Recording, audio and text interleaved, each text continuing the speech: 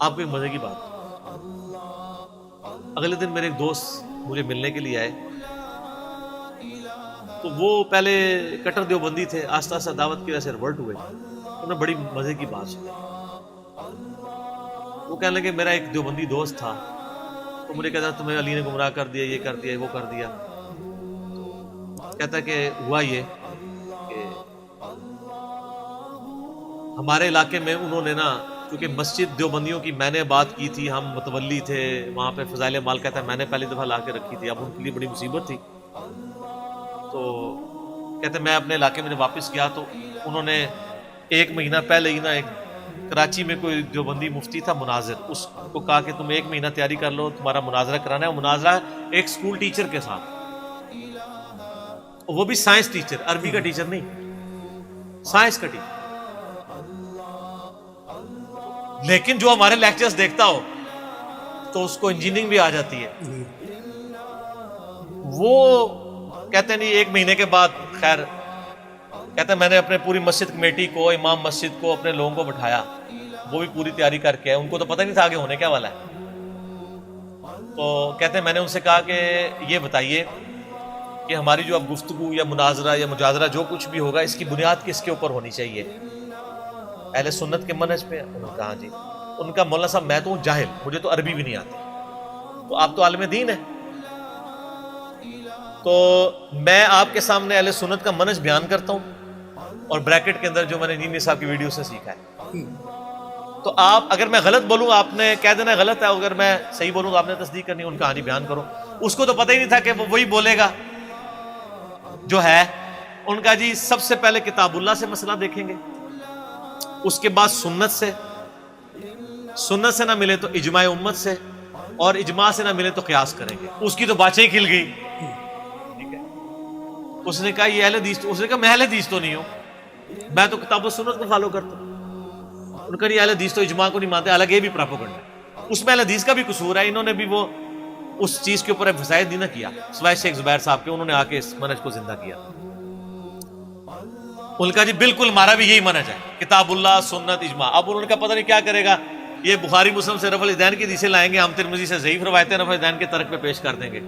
نہ، اس نے سوال پتہ کیا کیا، مجھے جنازے سے یاد آیا. انہوں نے کہا کہ یہ بتائیں کہ نماز جنازہ میں آپ سورہ فاتحہ کیوں نہیں پڑھتے؟ آپ پتہ ہے حنفی نہیں پڑھتے، پہلی تکبیر کے بعد ثنا، دوسری کے بعد درود شریف، تیسری کے بعد دعا، چوتھی کے بعد سلام پھیرتے ہیں. تو اس نے کہا کہ نماز جنازہ میں تو ثنا ہے، اس میں تو سورہ فاتحہ نہیں ہے. انہوں نے کہا جی بخاری مسلم میں حدیث ہے کہ جو فاتحہ نہیں پڑھتا اس کی نماز ہی نہیں ہے. تو نماز جنازہ ایک نماز ہے، یہ کیسے ہو سکتا ہے اس میں فاتحہ نہ ہو؟ کہتا ہے نہیں ہے اس میں. ان کا بتائیں کہاں لکھا ہوا ہے کہ نہیں ہے؟ کہتا نہیں آپ بتائیں کہاں لکھا ہوا ہے کہ ہے. اس نے کہا جی ہے، صحیح بخاری کھولی. ٹھیک ہے. وہ کہتا ہے بخاری تو میں 25 سال سے پڑھا رہا ہوں. ان کا سر بخاری میں سے میں بھی آپ کو نکال دیتا ہوں کہ عبداللہ بن عباس رضی اللہ تعالیٰ عنہ نے جنازے کے دوران اونچی آواز سے سورہ فاتحہ پڑھی اور فرمایا یہ میں نے اس لیے پڑھی ہے تاکہ تمہیں تعلیم دوں کہ نبی علیہ السلام کی یہ سنت ہے، آپ کا یہ طریقہ ہے سورہ فاتحہ پڑھنا.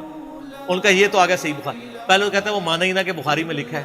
ان کا بخاری لے کے میں آپ کو نکال دیتا ہوں. پھر کہتا ہے اچھا ٹھیک ہے لکھا ہوگا، لیکن مسئلہ یہ ہے کہ ہم اس لیے اس حدیث کو نہیں مانتے کیونکہ ہم امام حنیفہ رحمہ اللہ کے مقلد ہیں، تو اس لیے حنفیوں کے نزدیک جائز نہیں ہے. انہوں نے کہا نا، اہل سنت کا منہج ہے پہلے کتاب اللہ، پھر سنت، پھر اجماع، پھر چوتھے نمبر پہ امام حنیفہ. ہائے ہائے ہائے ہائے ہائے، پھنس گیا. اس کا جواب تو اب کچھ بھی نہیں تھا. اس نے کہا میں نے تو آپ کو سنت پہ، ابھی تو اجماع پہ بھی نہیں ہم آئے، سنت میں نے آپ کو بتائی ہے اور ابن عباس کہہ رہے ہیں سنت ہے. اب آپ بتائیں کہ کس ترک رفع الیدین پہ پھر بھی ضعیف حدیثیں ہیں، اس پہ تو ان کے پلے کچھ بھی نہیں ہے. آندہ سے رفع الیدین پہ مسئلہ نہ شروع کیا کریں، جنازے میں سورہ فاتحہ مسئلہ شروع کر دیا کریں. کیسے پوائنٹ دی گل ہے. ٹھیک ہے.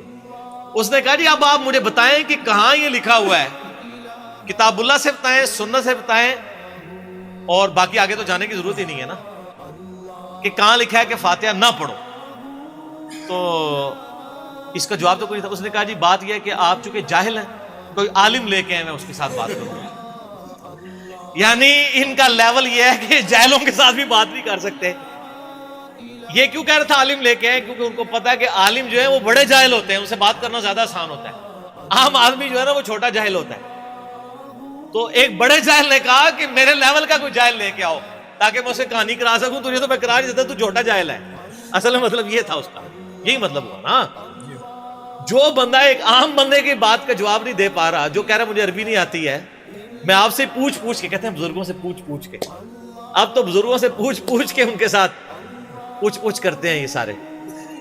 اچھا، اور وہی مجھے سنانے لگے، کہتے ہیں ایک پنڈی میں ایک مفتی ہیں بہت بڑے، ان کے بڑے مشہور ہیں، میں نام نہیں لیتا، میں اشارہ کر دیتا ہوں، دیوبندی ساروں کو پتا ہے، وہ اس روئے عرض پہ ان کے بڑے مفتیوں میں سے ہیں، وہ پھر بالکل پرسنل بات ہو جائے گی. پنڈی صدر میں آپ کے ایک مفتی صاحب ہوتے ہیں دیوبندی. ان کی جو ان کے نام کے ساتھ جو ان کی کاسٹ آئی ہے نا، وہ توئیں سے شروع ہوتی ہے. بس اتنا میں بتا دیتا ہوں، ان کو پتہ چل جائے گا کون ہے. اچھا، وہ کہتے ہیں جی میرا ایک آفس کا کلیگ ان کے پاس پکڑ کے لے گیا. ان کا جی آپ کیا ہیں؟ ان کا میں جاہل ہوں. سٹارٹ اس سے کرتے جاہل ہوں، آپ سے سیکھنے آئے ہوں، یہ نہیں پتا کرنے کیا آئے ہوں. ٹھیک ہے. تو کرتے کرتے انہوں نے اسی طرح کہتے ہیں، میں نے اس کو کہا کہ منج کیا ہے، یہ وہ فارمولہ ہاتھ لگ گیا نا سر. تو اس نے کہا کہ اچھا یہ بتائیں سورہ فاتحہ کے بارے میں. وہی والی پورا ایپیسوڈ رپیٹ ہوا. اب اس کو تو پتا تھا کہ یہ مسئلہ خراب ہے. اس نے کہا نہیں، ہم تو سنت مانتے ہیں سورہ فاتحہ پڑھنے کو. اس نے کہا سر اگر آپ سورہ فاتحہ کو سنت مانتے ہیں تو آپ کی جو فقہ حنفی کی کتابیں ہیں ان میں تو نہیں لکھا ہوا. کہتا نہیں میں کوئی ذمہ دار نہیں ہوں، ہم سنت مانتے ہیں. اس نے کہا اچھا آپ مانتے ہیں تو آپ پڑھتے کیوں نہیں ہیں؟ صرف ماننا ہی ہے. وہ کہتے ہیں اس بات کو چھوڑیں.